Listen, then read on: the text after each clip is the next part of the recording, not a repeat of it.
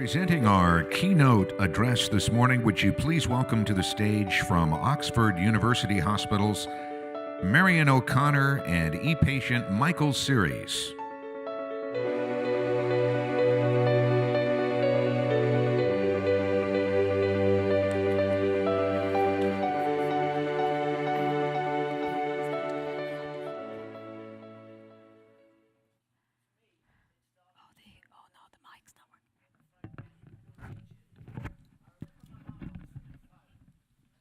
Say Crohn's disease, never heard of it.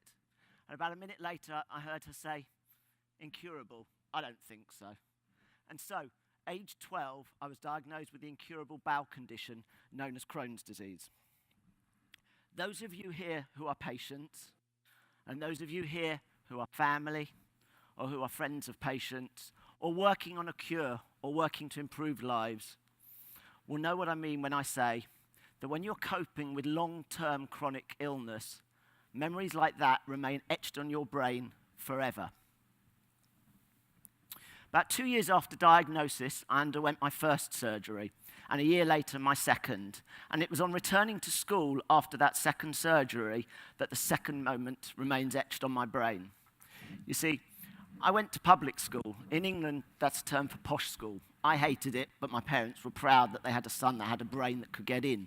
But anyway, I went to public school, I arrived at assembly, and I sat down in my seat, and I noticed there was a seat spare next to me. So after assembly, I marched up to the headmaster, and I was like, "Excuse me, sir, why was there a seat next to me empty?"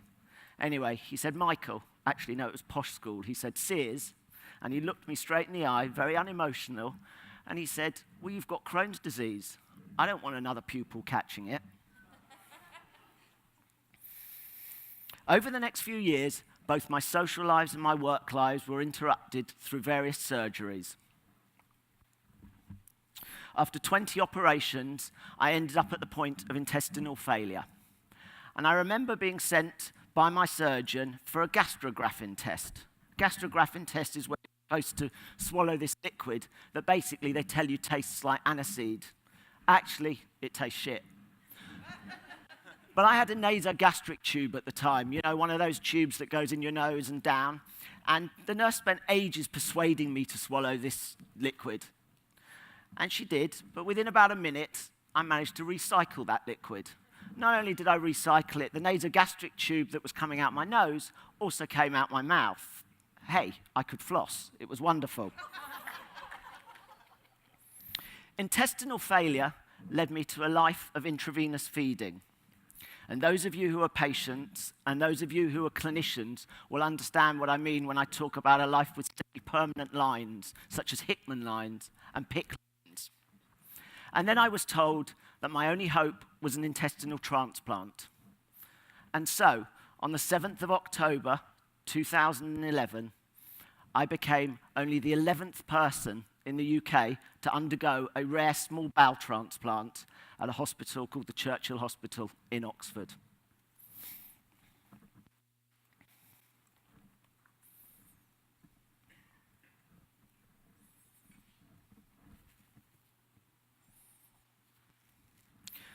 My transplant journey was the toughest thing I'd undergone in my life.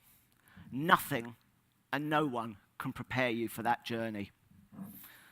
Nothing and no one can prepare you for that moment when you have to say kiss goodbye to your loved one and not know if you will ever see them again. Actually, what I'm saying, some of it isn't quite true, because the only people who really can help you are fellow patients.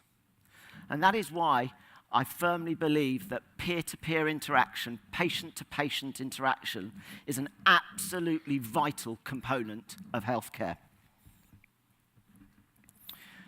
Communication over my 30-year journey has changed dramatically.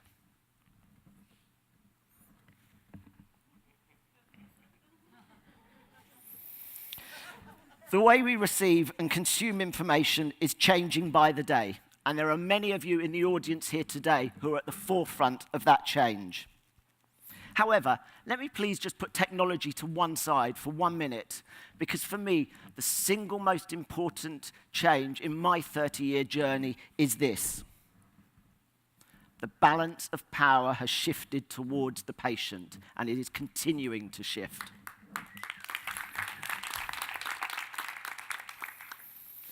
How decisions are made, and crucially, who is making them, has changed.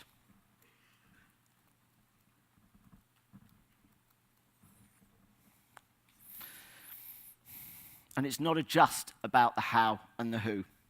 The options available for consideration are massive.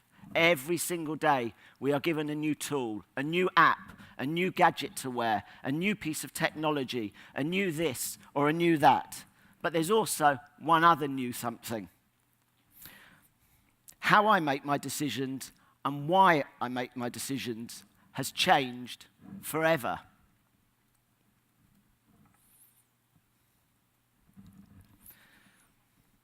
These 11 tools are my dashboard.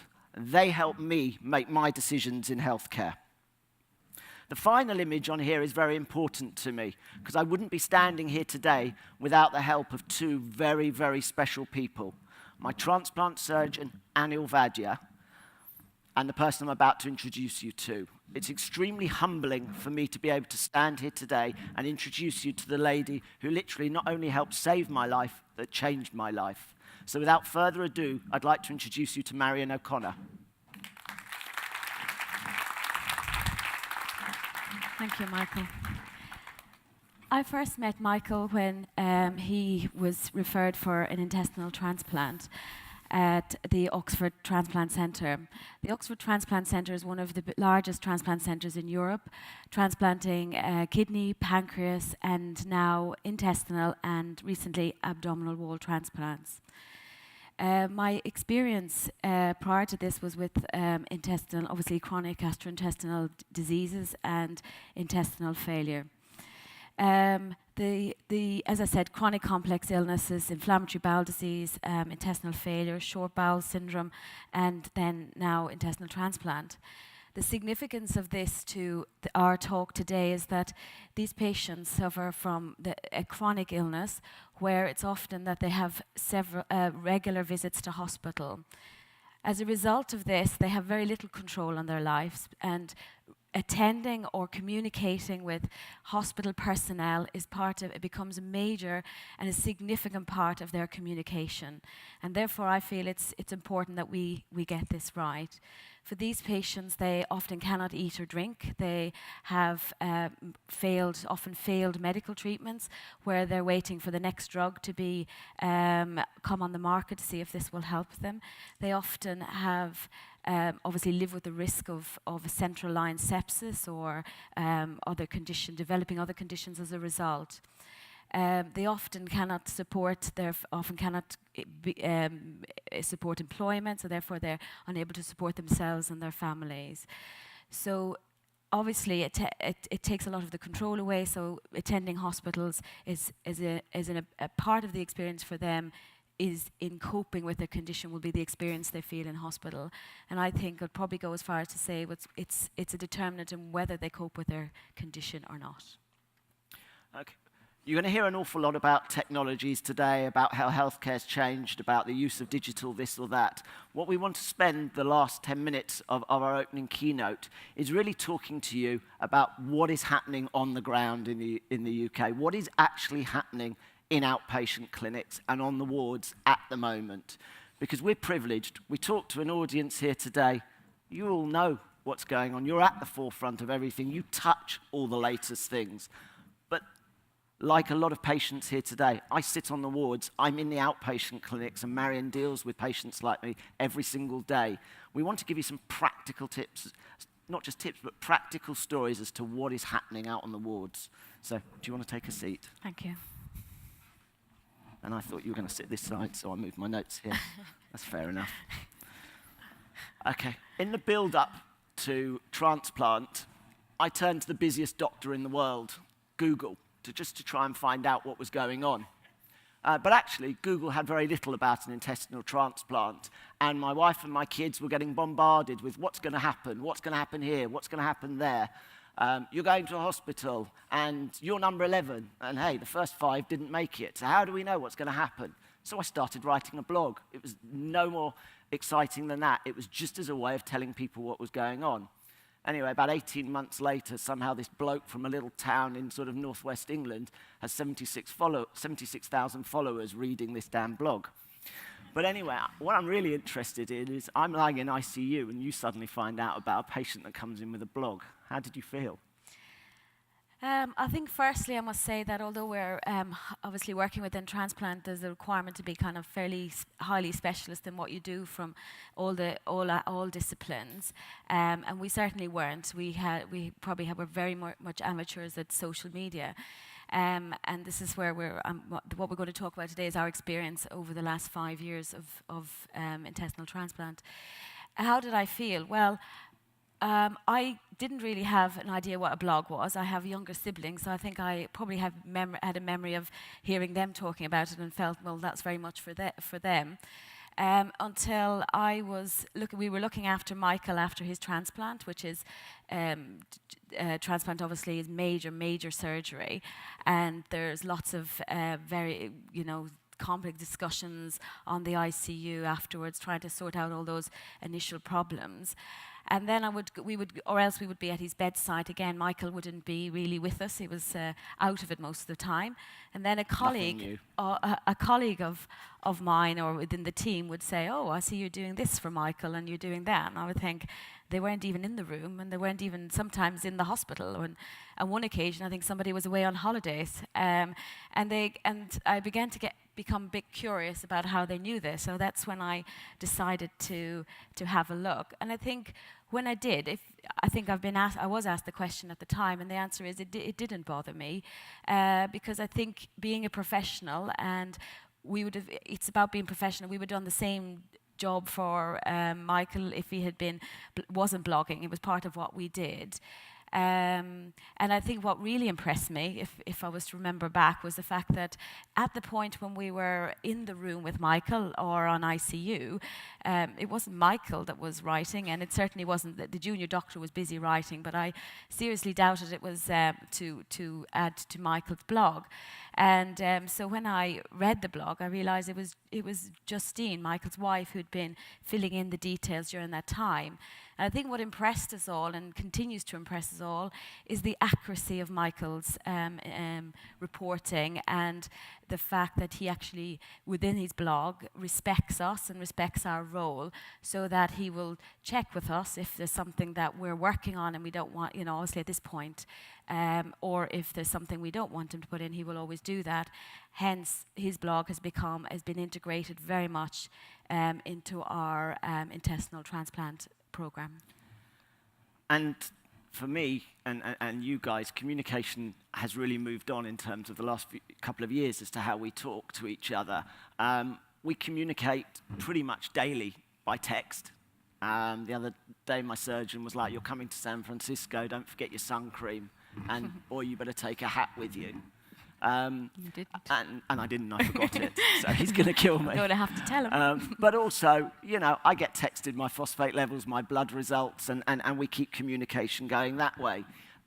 He's even started tweeting me. I mean, it was very interesting when he decided, instead of direct messaging me, to tell the world what my phosphate levels were.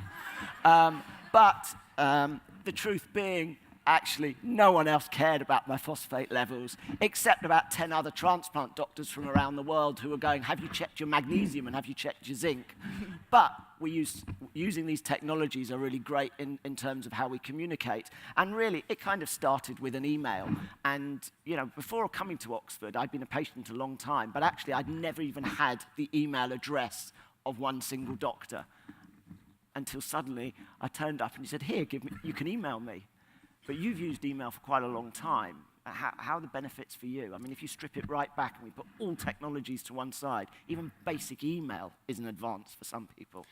Absolutely. I mean, I was fortunate enough prior to getting involved in intestinal transplant to work with the Oxford intestinal failure team. And obviously we have, again, very complex. We have patients out in the community, not within our county, but obviously within the rest of the parts of the country. So they have central venous catheters in place. So obviously we need to know what's going on really on a weekly basis. I mean, it would be physically and virtually impossible for us to call those within our busy daily lives, so working. So what we would do is they would email us. So every week, I mean, obviously, one of the points I'd like to make about all of this is that it doesn't replace patients calling us if they've got problems. So this is the time when we're trying to keep up to date with what's happening with the patients. So they would email us, or they would call us or email us, and then each member on the team, that email would be forwarded to the appropriate member of the team related to the problem, that they would, and all of the other team members would be aware. So every Wednesday we have a multidisciplinary team meeting, and the advantages of the emails was that everybody in the room, even the consultant who was away maybe for some of that week, was fully informed of what had actually been happening with that patient for that week. Do you feel then that using even basic technologies is improving health outcomes? Oh, absolutely. I think we have a very good relationship with the patients, and I think we inform them by email. We keep them involved in what their blood results are. I mean, for me, I thought this was just normal and natural thing to do. Wasn't but for obviously, me. I've learned since, and it's not. But I think it's because I think we feel that if patients are informed and involved in their care, and even if they have any anxieties, you can't wait until they come to their clinic in 3 or 6 months' time and see a doctor for 15 minutes, probably a different doctor that they've seen the last time, who's really interested in telling them, basically, this is what I want you to do. And I think emailing and sorting the problems out before.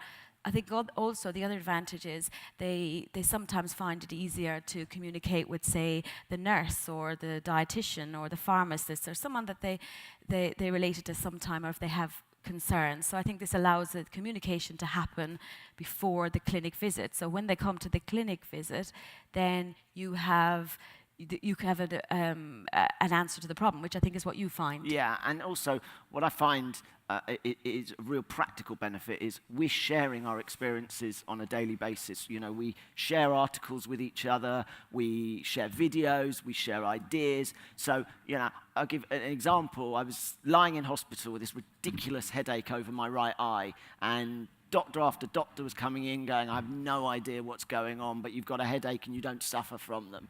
And he said, just go and see if somebody else will know. And I went out to one of the groups I'm involved in on LinkedIn. And I just said, look, I've got this pain in my eye. Does anybody ever had anything like that? And a really lovely lady came back and said, I bet you've got shingles. So I go back to the surgeon and I go, Anil, I've got shingles in the right eye. And he's like, flipping heck, I've trained for 20 years and you've diagnosed it in 2 minutes on LinkedIn. But it's a way. It's just because the team are so receptive to go, okay, this is two-way. This is not just about me, the doctor, telling you to do this. Let's share information. The other instance when you wanted to try this transdermal cream, magnesium cream, and he's like, I don't know if it works. Go and ask one of your patients. They'll tell you if it works and what the side effects are. But that takes a very special medical team to embrace and want to be able to do that. That goes up, for me, over and above what potentially is the norm. But this is what's happening every single day. And, I'm privileged to reap those benefits. So I've got a question for you. With all this technology, who leads the way then, the doctor or the patient? Definitely in our experience, the patient. And all of our patients, I think we've learned from all of our patients, and we've experienced how we have this little network of patients now who all communicate with each other via either email or Facebook or Twitter or whatever. So yeah. And, classic example of some real outcomes. I think my daughter decided she wanted a picture in the paper, so we got an article out there. But what that article did was, okay, it highlighted transplant, but a guy in Scotland made contact with me who had never before, his surgeon had never ever heard of a bowel transplant. We got him down to Oxford. 4 months later, he had a successful transplant. And that had a further knock-on effect, didn't it? It did. I mean, this particular patient's quality of life was so poor, and it was never going to get any better. And so for him, this is huge, made a huge difference. And within Scotland, there was another patient who had read this article in the paper. He was who was a young guy, again with a similar poor quality of life, who then approached his consultants and his kind of funding authority, who then said, well, actually, we need to wait and see what happens with this guy. And because this was a successful transplant and successful for the patient as well in improving his quality of life, they then agreed for the other patient to have a transplant, and he's now also undergone a successful transplant. Yeah, so, patients can have a direct impact on outcomes of other patients where doctors don't even know that these facilities are available. And we've been able to move it on at Oxford in a big way. We've just started tweet chats. When the surgeon actually remembers what hashtag he's supposed to be writing, it's a really interesting experience. Because on a Saturday morning, what happens is he sits down and starts this great conversation in depth about going through transplant, and then he's texting me on the other phone, how do I reply to this? But it's a great example of the way forward, and we now have Skype clinics, don't we, which is a huge impact for patients. Yes, I mean, we're just in the early stages of developing Skype clinics, which is very important within transplant, because for intestinal transplant, and I can only talk about intestinal transplant because that's my only experience within transplant, but it's very, very important that any symptoms you have, that we get on top of those from a very early stage. And so it's important for us to have communication with patients regularly, not just when they've got problems, but also when they're okay. Because sometimes patients think, well, I'm okay, I feel great, but actually there's probably a maybe slightly increase in their stoma output, or they feel a little bit off. And to us, that signals, okay, hang on, we need to see you. Some of these patients, I said, are outside the region, so it's not as simple as saying, oh, well, come down and in the next couple of hours and we'll see you. This could take all day for them to travel down. So this allows us, I think, to feel safe, and that the patients are safe, and that we're aware of what's going on. But all of this leads to, and you come up with your great rule book in terms of how you engage online. And there's a lot of discussion and a lot of debate was how does the doctor and the patient engage with each other online? And I know you kind of come up with sort of 5 rules that you abide by and that Oxford abide by. Yeah, I think that definitely with all of the patients, I have a fantastic group of patients that I think are tremendous and very brave people, and I admire them a lot to have gone through what they've gone through. You should. So I think we are ourselves with them, which I think is very important. But probably the most important thing is about being professional. And I think that really for me, I don't see why I would say anything to Michael, whether it be in an email or in whatever format, that I wouldn't say to him in front, because it's about being a professional. I think also what's necessary is you need that kind of respect from the other side as well, that the patient respects that you are bound by professionalism and professional boundaries as well yourself. And it's no different to having a clinic consultation where you would do the same as in the format of a Skype clinic. And we've in a sense taken the whole development thing further, because we're here talking about the future of health in a way, but I'm a great believer that patients can be innovators as well. And a classic example was I'm lying in bed having had my transplant, and part of that is you have an ostomy. Those of you that don't know what that is, when part of the bowel is pulled out to the stomach and everything's collected into a bag. And I'm lying there thinking, this is great. I've got a bowel on the outside of my stomach that I've got to look at, then I've got to change it, and then it's filling up at ridiculous times. And then I've got Marion over here prodding me going, can you fill an Excel spreadsheet and tell me what the output is and what time the output is and what's the volume? And I need to know this. Colour. And the colour. The colour and the consistency. Yeah. And I'm thinking, I've just come through transplant. And the truth is, how do you do all of that as a patient? But, there are a lot of people that come up with a lot of innovations that are far cleverer than I am and a lot of others. But I think it has to start with the patient. And what we were able to develop was this basic sensor that clips on the outside of any ostomy bag.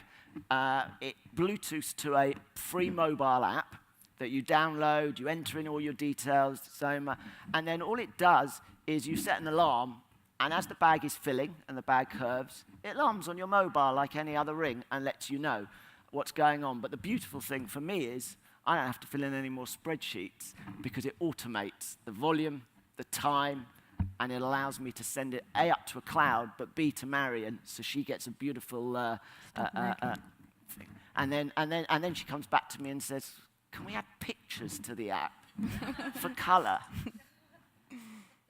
But, you know, we've worked together an awful lot, haven't we, to develop tools like this. And I think, you know, our feeling is that new technology is great, but if it starts with the patient and starts with the patient and clinician, you're going to get a better result. Absolutely. Is that a fair? I would say absolutely. And as regards Michael's invention, I think we're all very excited about it.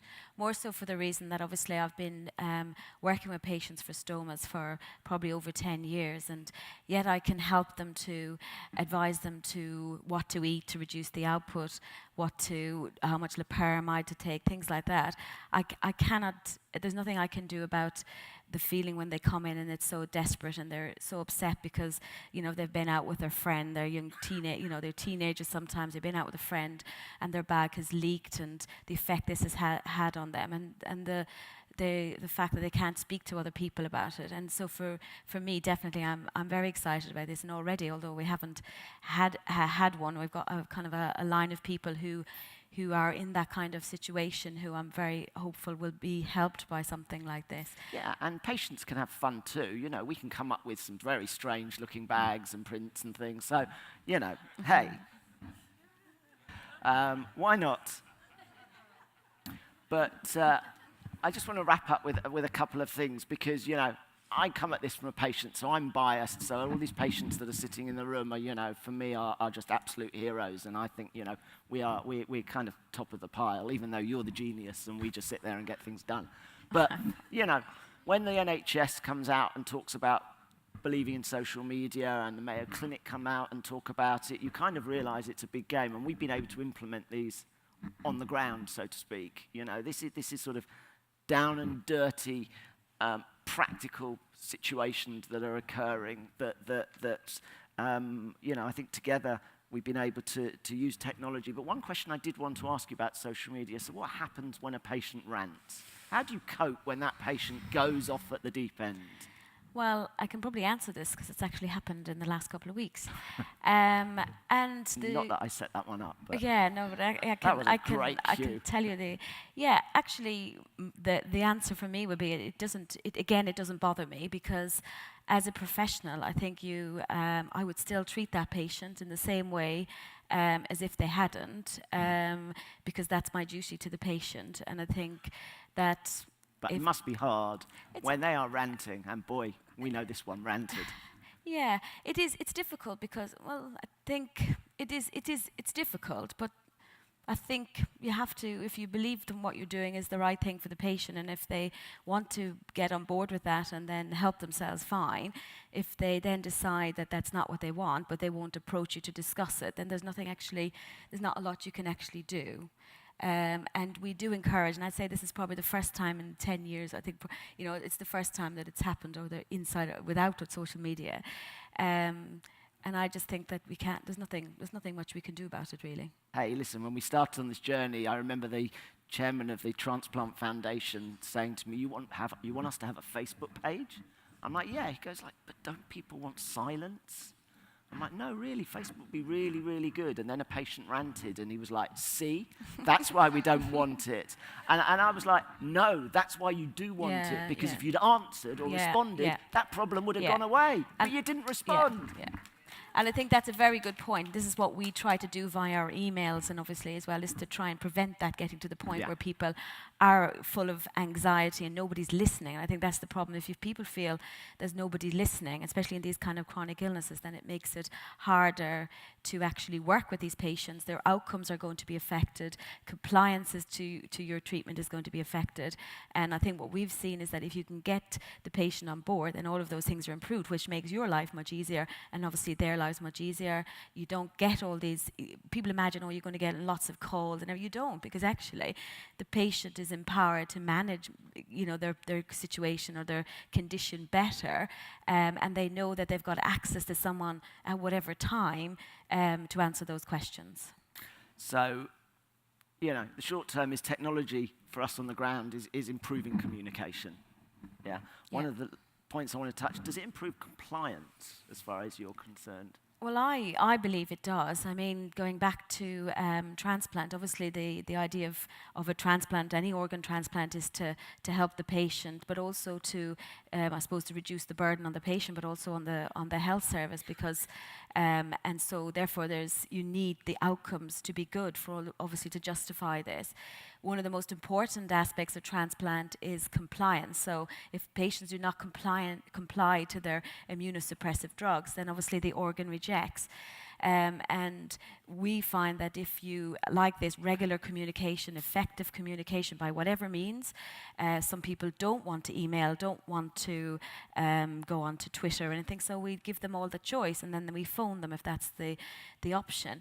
But we definitely find that our patients are very compliant, and this is probably seen in our outcomes in the last few years. At the end of the day, we've talked about increased patient engagement. We've talked about solving anxieties through use of technologies, and I hope that we've been able to give you a brief insight into life in the trenches at Oxford. And thank you very much, and enjoy the rest of your conference.